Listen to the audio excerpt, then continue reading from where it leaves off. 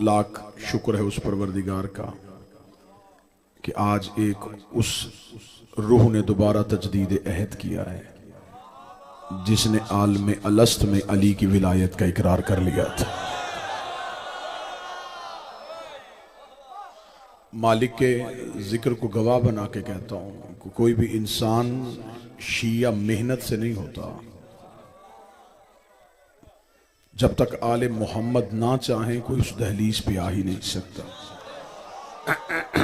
एक शख्स ने मेरे बादशाह इमाम अली इब्न मूसा रजा की बारगाह में पेश होकर कहा, अल्लाहुम्मा सल्ली अला। उसने कहा, मौला मैं आपका शिया होना चाहता हूँ। बावी तो मौला ने फरमाया, तो फिर कबाहत किस बात पे है? उसने कहा, मौला मेरे ऊपर 400 दिरहम का कर्ज है, अगर आप कर्ज उतार दें तो मैं आपका शिया हो जाऊंगा। इमाम ने फौरन 400 दिरहम निकाल के उसे दिया। इमाम ने फरमाया, कर्जा उतार, तो मेरा शिया नहीं हो सकता।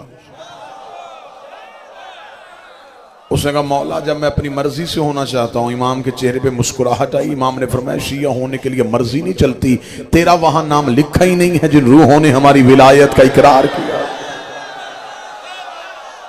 जब तेरा वहां नाम ही दर्ज नहीं तो फिर तू हमारा शिया कैसे हो?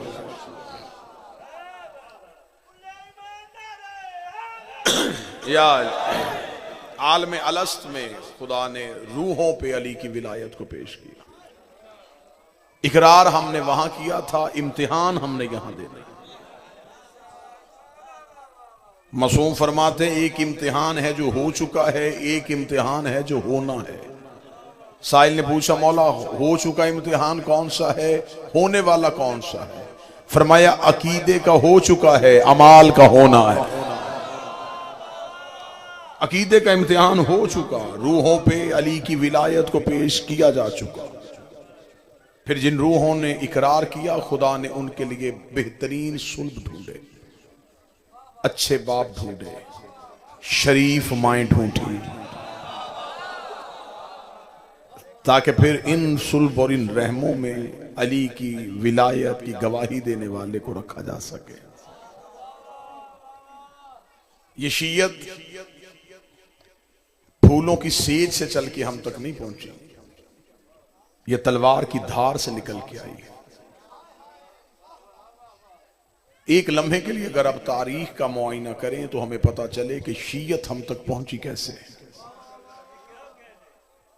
आज हम इतने लोग बैठे हैं, मैं माइक पे आले मोहम्मद के फजाइल पढ़ रहा हूं। एक वक्त वो होता था जब एक शिया एक हदीस सुनने के लिए 300 मील का सफर करता था और रात के अंधेरे में दूसरे शिया को हाथ से पकड़ के जंगल में ले जाके कहता था, मेरे कान में बता तेरे पास अगर कोई आले मोहम्मद का फजाइल है तो।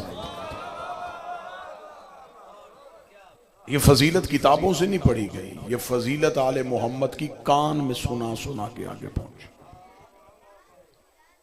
जिस मेरे मौला के नाम की वजह से हम मशहूर हैं, जिसे कहा जाता है जाफर सादिक।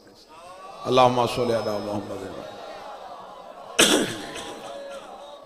एक लम्हे के लिए आप ज़हन में सोचे, कलमा हम नबी का पढ़ते हैं, विलायत अली का इकरार करते हैं, मातम शबीर करते हैं, लेकिन कहलवाते हम जाफरी हैं। इसलिए कि फिका जनाब जाफर सादिक की। बनी उमैया और बनी अब्बास आपस में लड़ रहे थे, इमाम को मजहब फैलाने का मौका मिल गया। इमाम ने फिर ऐसे मजहब फैलाया है कि इमाम ने अपने शागिर्द से कहा कि जाओ जाके ऐलान करवा दो कि जो इल्म हासिल करना चाहे वो हमारे दरवाजे पे आए। और जाफर सादिक कहता है कि कलमा पढ़ना भी शर्त नहीं, हम बगैर कलमे के इल्म सिखाएंगे। उसने कहा, मौला जब कलमा ही नहीं पढ़ाना फिर इल्म सिखाने का क्या फायदा? इमाम ने कहा, जैसे जैसे दुनिया इल्म के करीब आएगी ऐसे ऐसे दुनिया अहले बैत के करीब आएगी। जैसे ये इल्म से दूर रहेंगे वैसे ही आले मोहम्मद से दूर रहेंगे। इमाम ने दरवाजा खोल दिया, हर किसी को पढ़ाना शुरू कर दिया। जो नौजवान बैठे हैं, जो सबसे पहली क्लास इमाम की बारगाह से इल्म से फैज याब होकर निकली, उनकी तादाद 4000 थी। फिर अली शाह जी 4000 शागिर्दों को इमाम ने पढ़ाने के बाद उनसे कहा कि अब तुम्हें अपने घरों में नहीं जाना, शम्स साहब शहरी में जंगलों में फैल जाओ, शहरों में चले जाओ। मौला क्या करें? फरमाया अब घरों में नहीं जाना। शहरों में जाओ, लोगों को ढूंढ के जो इल्म मैंने तुम्हें सिखाया है ये सुनाओ। अगर तुमने ये इल्म सीनों में रख के अपने आप को घरों में बंद किया, तुम हमारा हक रख लो। ये लोग फैल गए शहरों में, देहातों में, बस्तियों में, कस्बों में। ये लोगों की टोलियां बना बना के जब उन्हें इल्म सिखाते, लोग पूछते कि तुम इल्म कहां से सीख के आए हो। फिर ये देखते काला सादिक सच्चे ने कहा, नाम नहीं बताते थे।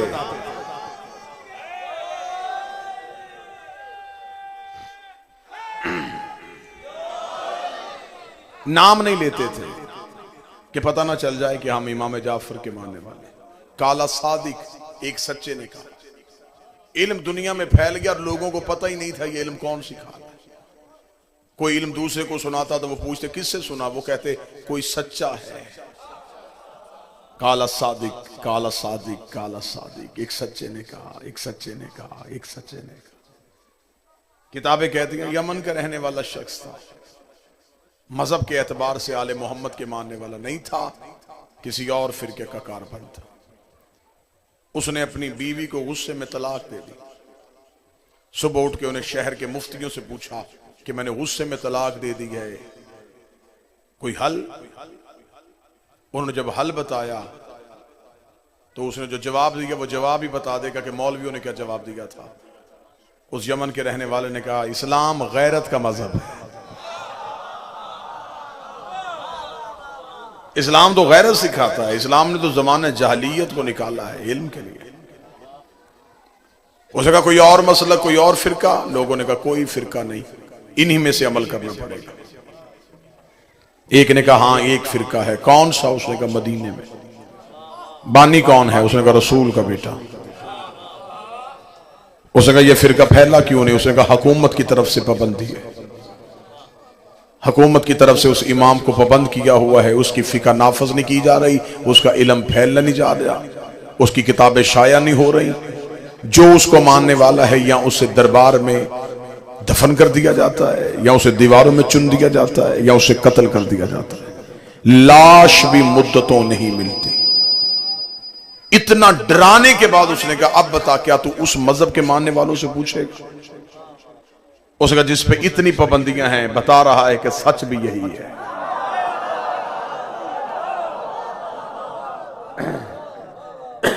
झूठ पे पाबंदी नहीं होती है, हमेशा सच पे पहरे होते हैं। उसने कहा फिर यही मजहब सच्चा है। सफर किया, मदीने पहुंच गया। मदीने जाके पूछा इमाम जाफर की हवेली कहां है? उसने कहा मोहल्ला बनी हाशिम में। मोहल्ला बनी हाशिम के करीब पहुंचा तो एक यमन का रहने वाला शख्स जो वहां तजारत करता था वो मिल गया। उसे कहने लगा तू भी यमन का है, मैं भी यमन का हूं, मुझे बता सकता है कि इमाम सादक की हवेली कहां है? इतना कहना तो उस शख्स ने उसके मुंह पे हाथ रखा, उसे शहर के बाहर ले गया। उसने कहा मेरे सामने नाम ले लिया, तुझे शहर का समझ के मैं तुझे समझाने के लिए आई, दोबारा ये नाम नहीं लेना। उसने कहा क्यों? उसने कहा तुझे नहीं पता हुकूमत की तरफ से इमाम को मिलने पे पाबंदी। इमाम की गली में मुखबरों ने घर किराए पे लिए हुए हैं, फौजियों के पहरे, सिपाही छतों पे फिर रहे हैं। एक भी शख्स इमाम से मुलाकात करके निकले जिंदा नहीं रहता। उसने कहा मैं इसी इमाम से मिलना चाहता हूं।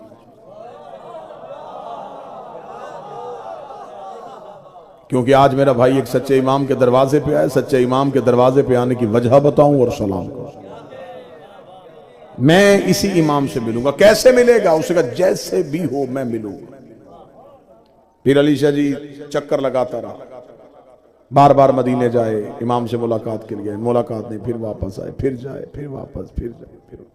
दो रवायत है, एक रवायत कहती 1 महीना, एक रवायत कहती 3 महीने मदीने में रहा। इमाम से मुलाकात ही नहीं हुई, इमाम से मिल नहीं रहा। जब भी इमाम के मोहल्ले में जाता है, सिपाही, फौजी, लश्कर ये घबरा के वापस आ जाता। फिर आखिर बस्ती के बाहर बैठ के अब इसे पता चला कि इमाम को मिलने का असल तरीका, अंदर इश्क पैदा हो रहा था ना, अब असल तरीका सीख गया। कैसे सीखा? बस्ती के बाहर बैठ के आंखें बंद करके, होंठ बंद करके, दिल की आवाज देके कहने लगा बता कैसे मिलेगा। ये है इमाम से मिलने का तरीका, ये है इमाम तक पहुंचने का तरीका। आंखें बंद, आंसू बह रहे, यहां से बोल के कह रहा है तुझे तो पता है ना कि मैं आया हूं। अगली सतर सुनना और मार्फत के परिंदे को मजीद परवाज करवाना। रो के कहने लगा मुझे तू नजर नहीं आ रहा, तुझे तो मैं आ रहा हूं। हाय हाय हाय हाय हाय। बादशाह हुसैन इज्जत अता फरमाए। बाबा जी दुआ। मेरी आंखें तुझे नहीं देख रही, तेरी आंखें मुझे देख रही। मिल ले मुझसे, मेरे किस गुनाह की वजह से मुझे दूर रखा है। इतना रोया कि उन्होंने सुन ली। बैठा था, सिसकियों से रो रहा था, हिचकी नहीं बंद रही थी, सांस रो रो के रुक रही थी। या कान में एक आवाज आई, सब्जी ले लो। इसने मुड़ के देखा तो एक फटे हुए लिबास में शख्स सब्जी का टोकरा उठा के मदीने की तरफ जा रहा। रोते रोते उसकी तरफ देख कहने लगा सब्जी फरोश कहां जा रहा है? कहने लगा मदीना तो रसूल। देखने लगा मदीने की हर गली में जाता है। उसे कहा हर गली में जाता है। कभी मोहल्ला बनी हाशिम में भी गया है? उसे कहा रोज जाता। उठ के खड़ा हो गया, लगा तुझे कोई रोकता नहीं? सब्जी फरोश देखता मुझे कोई क्यों रोके, मेरा तो कारोबार है, मैं तो सब्जी बेचता हूं। कलाई पे हाथ रख के कहने लगा सब्जी बेचेगा? कितनी सारी। मुझसे लिबास तब्दील कर। अपना लिबास उसे दिया, उसका फटा बोसीदा लिबास खुद पहना। सब्जी की टोकरी सर पे रख के मदीने की तरफ चल पड़ा। सब्जी फरोश बन गया। क्योंकि इरफानी सा माहौल है, इसलिए मैंने मौजू ऐसा शुरू किया। अगर खिताबत का जुमला मांग रहे हैं और बेदार करने के लिए जुमला खिताबत का चाहिए तो मैं यहीं पे मुर्शद खिताबत का जुमला देने लगा हूं। कितना अच्छा था, सब्जी फरोश बन गया, जमीर फरोश नहीं बना।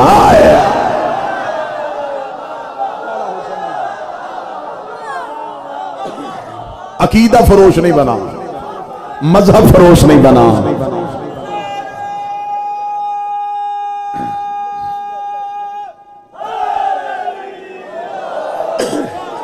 ईमान फरोश नहीं बना,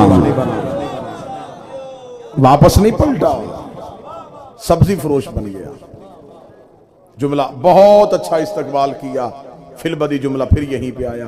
भेस बदला, अकीदा नहीं बदला। रूप बदला, बिस्मिल्लाह बिस्मिल्लाह, रूप बदला। बादशाह हुसैन मौला सेहत वाली जिंदगी, मौला सेहत वाली जिंदगी अता। रूह बदल लिया। बाबा जी नजरिया नहीं बदला, सोच नहीं बदली, अकीदा नहीं बदला, किसी के डर से अली नहीं छोड़ा। सब्जी फरोश बन के मदीने में दाखिल हो गया। तवज्जो है सामान में? सब्जी फरोश बन के मदीने में दाखिल हुआ। मदीने की गलियों से होता होता होता मोहल्ला बनी हासिम में पहुंच गया। पहली चेक पोस्ट पे सिपाही ने रोका। रुक, किधर जा रहा है? पीछे से दूसरे सिपाही ने आवाज दी, जाने दो, सब्जी फरोश है।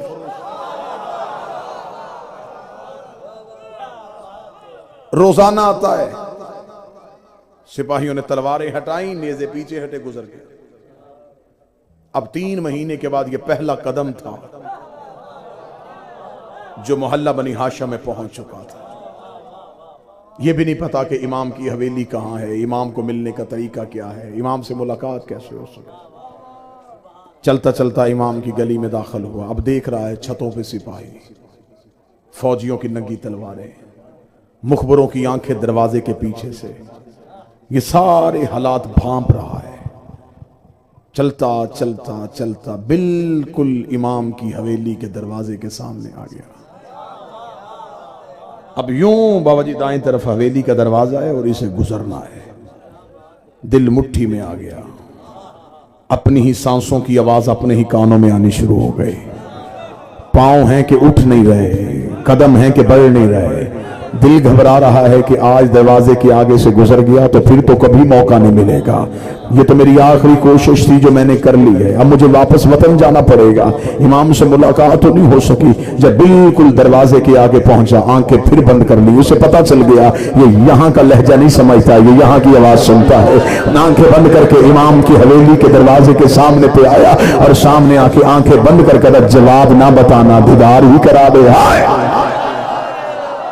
मुझे मेरे मसले का हल न बताना, मुझे सिर्फ जियारत करवा दे, मैं देखना चाहता हूँ हुस्न मोहम्मद कैसा था, जलाल अली कैसा था, करीमी हुसैन कैसी थी, तसव्वुर हसन कैसा था, मुझे सिर्फ दीदार करवा दे। इतना कह के इसका एक कदम इमाम के दरवाजे के आगे से नहीं गुजरा या इमाम की हवेली का दरवाजा गुजरा और एक नौकर बढ़ता हुआ बाहर है, सब्जी फरोश अंदर आ। आज मौला ने सब्जी देख के ले ली है।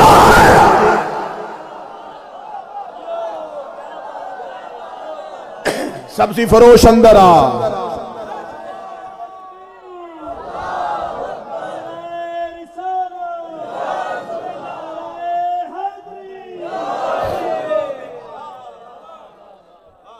सब्जी फरोश अंदर आ।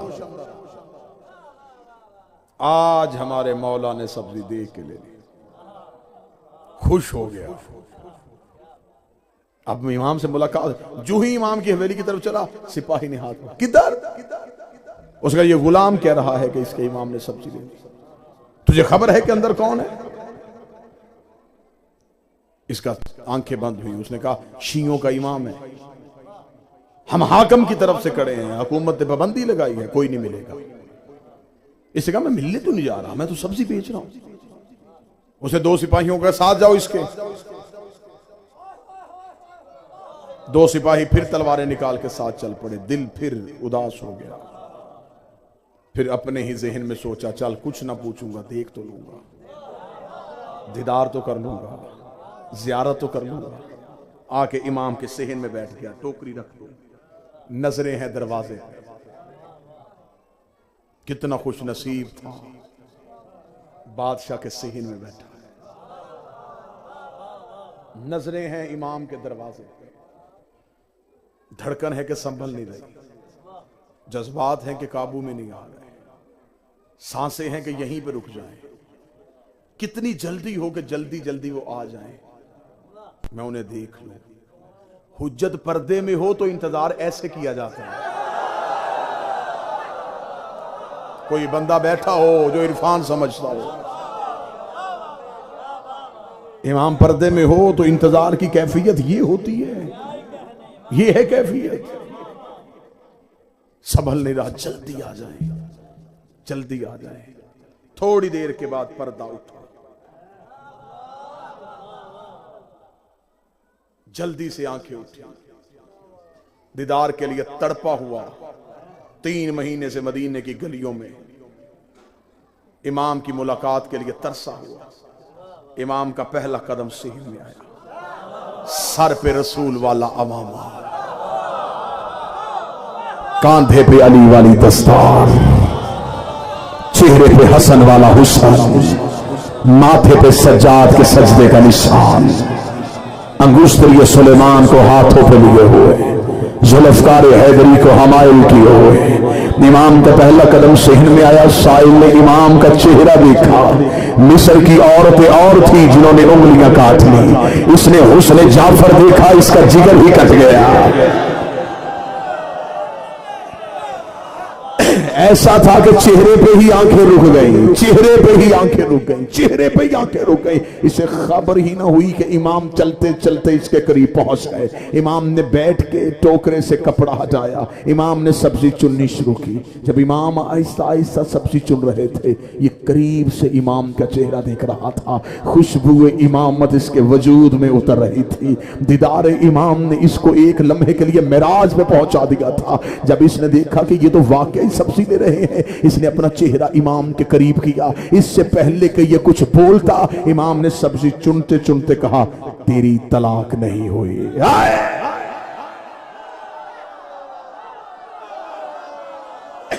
जब इमाम ने कहा तेरी तलाक नहीं हुई, इसने कहा मौला मैंने पूछा तो नहीं। फरमाया हम सवालों के मोहताज नहीं होते।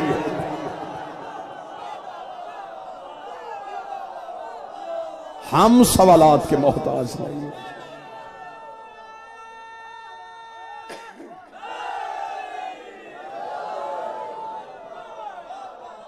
हम सवालात के मोहताज नहीं। आकाजादी ने हाथों को सलामत रखा, मोहम्मद की बेटी ने हाथों को सलामत।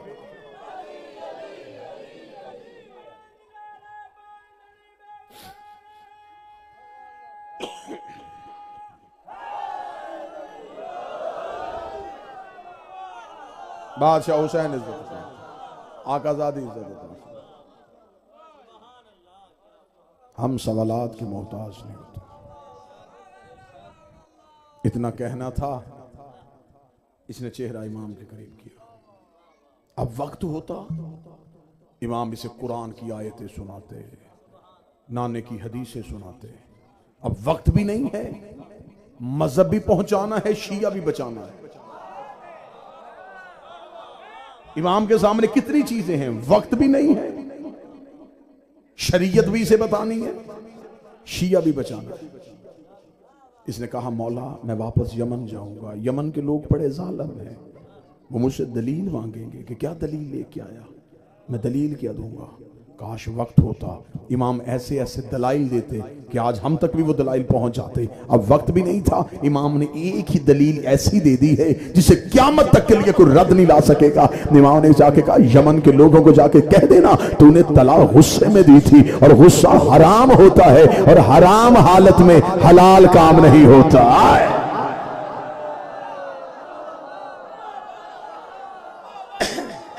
हराम हालत में हलाल काम नहीं होता।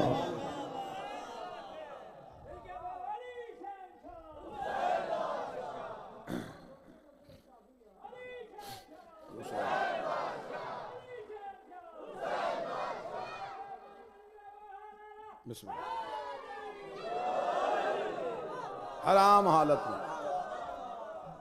हालत में हलाल काम नहीं होता। इतना कहना था, अब इमाम की मोहब्बत काबू से बाहर हो चुकी थी। ऐसा इमाम ने लफ्ज कहा, तड़प गया, ऊंची आवाज में कहने लगा अब मुझे जिंदगी से कोई मोहब्बत नहीं। दाएं बाएं सिपाही नंगी तलवारें लेके खड़े हैं, देखने लगा मुझे मौत का कोई डर नहीं है, मेरे जिस्म का लहू तेरे कदमों में आ जाए, इससे बढ़ के मेरी सादत क्या होगी। जिस जुमले के लिए मैंने मेहनत की है कि आज मेरा भाई एक सच्चे इमाम के दरवाजे पे आया है, सच्चे इमाम के दरवाजे पे आने की वजह क्या होती है। इसे कहा मौला मुझे जिंदगी से कोई मोहब्बत नहीं रही। सिपाहियों ने दोनों तरफ से बाजुओं से पकड़ा और कहा हमें तो पहले ही शक था तू अली का कोई शिया है जो बहाने से जाफर सादिक को मिलने के लिए आया था। ये इसके बदन को घसीट के लेके जा रहे थे। इसे जाते जाते का मौला सादिक एक बात का जवाब दे, 3 महीने हो गए मुझे मदीने की गलियों में फिरते हुए, रोज सोचता था वापस वतन चला जाऊं, कौन सी चीज है जो मुझे जाने नहीं दे रही थी। इमाम ने जाते जाते को देख के मुस्कुरा के कहा एक दिन भी तेरी मां ने अमानत में खयानत की होती तू हमारे दरवाजे पे आए नहीं।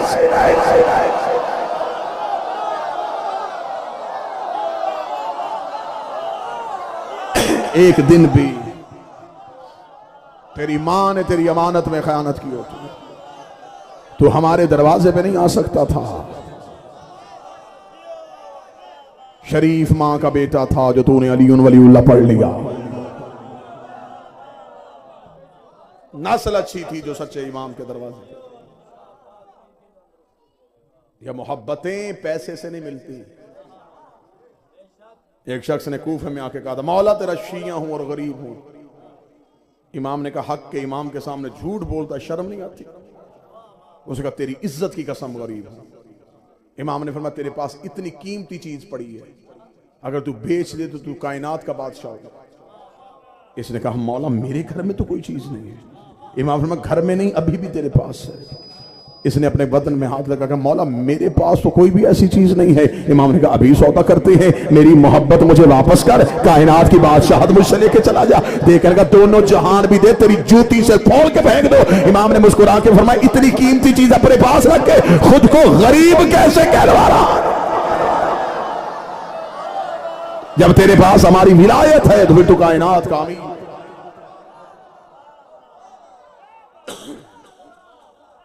अलीउन वलीउल्लाह पढ़ने के लिए दौलत की जरूरत नहीं, मां की शराफत की जरूरत। मोहब्बत ही भाई की तमील हो गई, चेहरों की ज़ियारत हो गई। अल्लाह इस आबादी को ताज़हूर इमाम ज़मा कायम और दायम फरमाए, अकीदे के दुश्मनों से बचा के रखे। जब भी कोई अली वलीउल्लाह पढ़ता है तो एक बार तसल्ली होती है शाम वाली मलका को,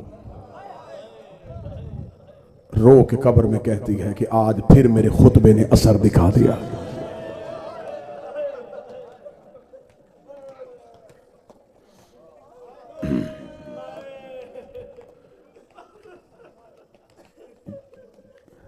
तेरह मासूमों की मेहनत एक तरफ, नबी की बेटी के दरबार में जाना एक तरफ।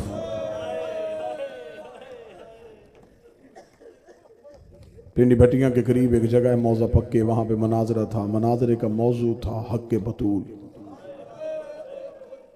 शीयत की तरफ से मनाजरा लड़ने के लिए कौन गया? मुबल्लिग आज़म मौलाना इस्माइल। दूसरी तरफ से मजहब के मौलवी आए थे। पीर अली शाह जी डेरेदार बंदे बैठे, मालिक आपका वजूद नस्लों पे सलामत रखे। मनाजरे का जज एक अहले सुन्नत जमींदार था, नाम उसका चौधरी आशिक हुसैन था। मजहब के एतबार से सुन्नी था, अक्लमंद बड़ा था, लोग अपने फैसले उससे करवाते थे। शिया सुन्नियों ने दोनों ने तय कर लिया फैसला चौधरी आशिक करेगा। चौधरी आशिक बैठ गया, मौलाना इस्माइल भी किताबें ले आए, दूसरे मौलवी भी किताबें, दलीलें दून शुरू हो गई। जोहर की नमाज की अजान आ गई। मौलवियों ने कहा जी मनाजरा खत्म, पहले नमाज होगी, नमाज के बाद फिर मनाजरा शुरू होगा। जमात शुरू हुई। चौधरी आशिक नमाज पढ़ने के लिए अपने मौलवी के पीछे चला गया। नमाज होती रही, चौधरी आशिक नमाज में रोता रहा।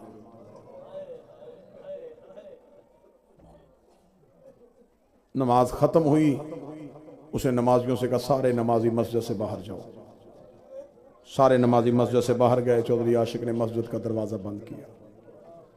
मेहराब में मौलवी के सामने बैठ के कहने लगा, देख मौलवी, हमने किताबें नहीं पढ़ी, हम जट ज़मींदार बंदे हैं, जो बाप दादा कह गए हम वहीं के वहीं खड़े हैं। हमारे गांव में एक ही सैयदों का घर था, वो रोज रोते थे। तुम कहते थे कि इन सैयदों को कहो ये ना रोए। मैं उनके घर चल के गया था, मैंने उनसे पूछा था कोई वजह है तो मुझे बताओ। उनके बुजुर्ग ने मुझे कहा था कि हमारी दादी दरबार में गई थी। मौलवी मैंने वापस आके तुझसे पूछा, तूने कहा नहीं गई थी।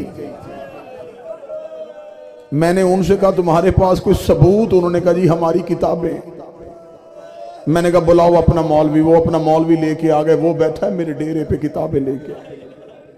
चौधरी आशिक ने कहा मुझे 3 घंटे हो गए मुनाजरा सुनते हुए, मुझे कोई समझ नहीं आ रही।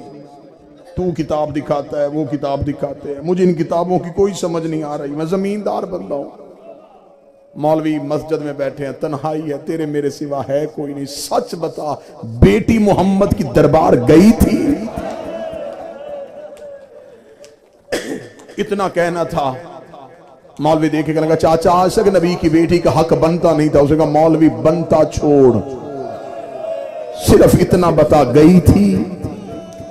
उसने कहा चौधरी आशिक तू तसल्ली रख, हम मनाजरा जीत जाएंगे। उसने कहा छोड़ मनाजरे को, मुझे सिर्फ इतना बता गई थी? उसने कहा हाँ चौधरी आशिक गई थी। जिगर पे हाथ रख के उठ के खड़ा हो गया, रो के लगा सच बता वापस खाली आई है या कुछ लेके आई है? उसने कहा चौधरी आशिक किताबें लिखती हैं कि खाली आई है। चौधरी आशिक ने अपनी पगड़ी उतार के जमीन में फेंकी, रो के ना मेरे मरने के बाद मेरी बेटी किसी कम्मी के दरवाजे पे जाए और जाके कहे मैं चौधरी आशिक की बेटी हो, बताओ खाली भेजोगे या कुछ दे के भेजोगे? कहेगा दे के भेजेंगे, बेटी जो तेरी है। उसने कहा शर्म नहीं आती? मेरी बेटी का हया करते हो, मोहम्मद की बेटी का किसी ने आया? हौसला हौसला हौसला हौसला हौसला हौसला, जवानों के हाथ पकड़ो।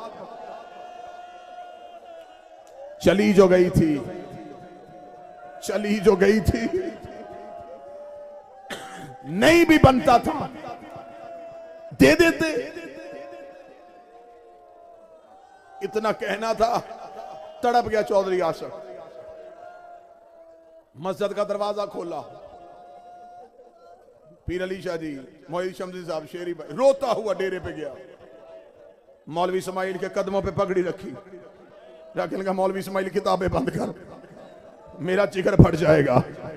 मान गया है हमारा मौलवी के मोहम्मद की बेटी गई थी, कदमों पे हाथ रखेगा, मेरे गांव में है एक सैयदों का घर है, मुझे सिर्फ इतना बता वो जो जगीर मांगने गई थी उसकी कीमत कितनी थी, मुझे कीमत बता, मैं सैयदों के घर जमीनें बेचूंगा, मैं बेटियों के सेवर बेचूंगा, मैं उन सैयदों के घर पैसे दे के आऊं। मौलवी इस्माइल ने गले में बाहें डाल के कहा, हम कीमत को नहीं रोते, जब गई थी सर के बाल काले थे, जब वापस आए।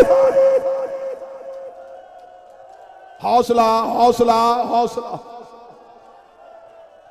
हौसला हौसला हौसला हौसला हौसला जवाब, तुम्हें रसूल की बेटी का वास्ता हो। हौसला।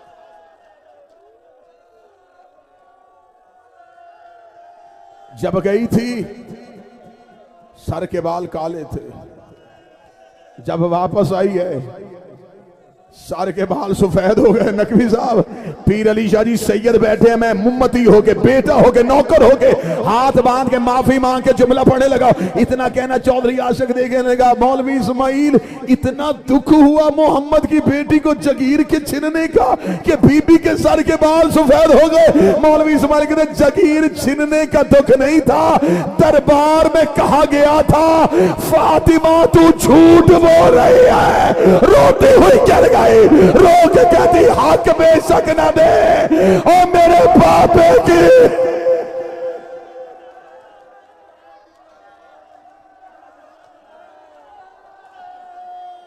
जितनी देर दरबार में खड़ी रही 300 बंदा कुर्सियों पे हंसता रहा, अकेली मोहम्मद की बेटी कभी हसन का हाथ पकड़ती, कभी हुसैन का हाथ पकड़ती, रो रो के कहती है बाबा गवाह रहना तेरी बेटी दरबार।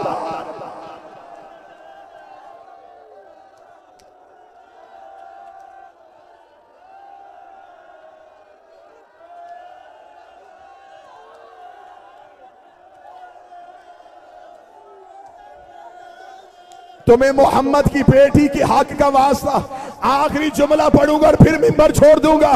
36 बदमाश हाथों में लकड़ियां लेके मोहम्मद की बेटी के दरवाजे पे आए। बीबी ने दरवाजे पे हाथ रखा, एक कुत्ते ने दरवाजे को टांग मारी, जलता हुआ दरवाजा मोहम्मद की बेटी के पहलू पे आया। एक बेगैरत ने ताजियाना निकाला, ज़हरा के बाजू पे ताजियाना।